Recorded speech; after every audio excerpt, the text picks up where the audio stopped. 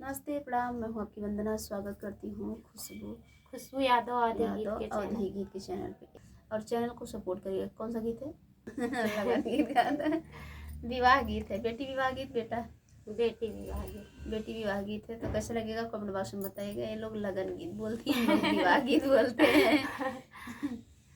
लगन गीत, विवाह गीत। चलिए लगन गीत सुनिए। लाली लाली टकसी में प्यारी दुल्हनिया, अरे प्यारी दुल्हनिया, अरे लाल रंग पर्दा ओढ़ रे लाला नवा, अरे लाल रंग पर्दा ओढ़ रे लाला नवा। हंसी हंसी दुल्हे जो पूछल दुल्हन जी से, पूछले कवन रहलई पापा तोहर रे लाला नवा, अरे कवन रहलई पापा तोहर रे लाला नवा।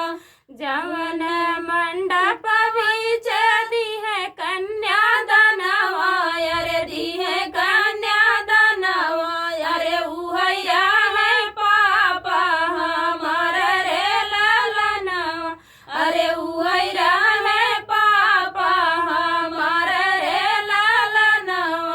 लाली लाली टकसी में प्यारी दुल्हनिया, अरे प्यारी दुल्हनिया, अरे लाल रंग पर्दा ओढ़ रे लाला नवा, अरे लाल रंग पर्दा ओढ़ रे लाला नवा।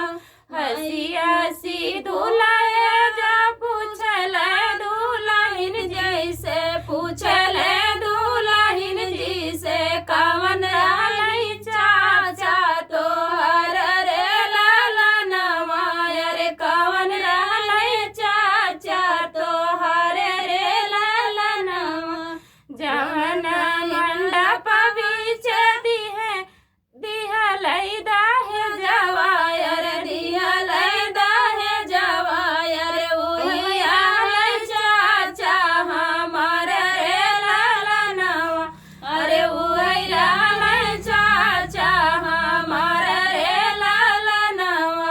लाली लाली टकसी में प्यारी दुल्हनिया, अरे प्यारी दुल्हनिया, अरे लाल रंग पर्दा ओढ़ रे लाला नवा, अरे लाल रंग पर्दा ओढ़ रे लाला नवा।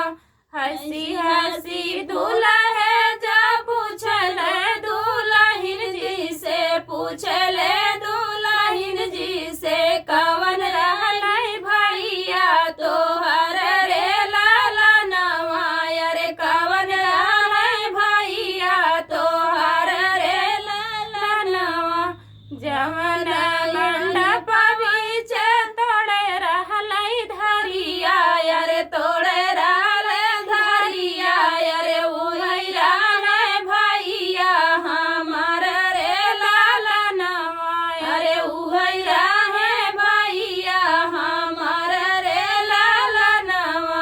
लाली लाली टकसी में लारी दुल्हनिया, अरे प्यारी दुल्हनिया, अरे लाल रंग पर्दा ओढ़ रे लाला नवा, अरे लाल रंग पर्दा ओढ़ रे लाला नवा।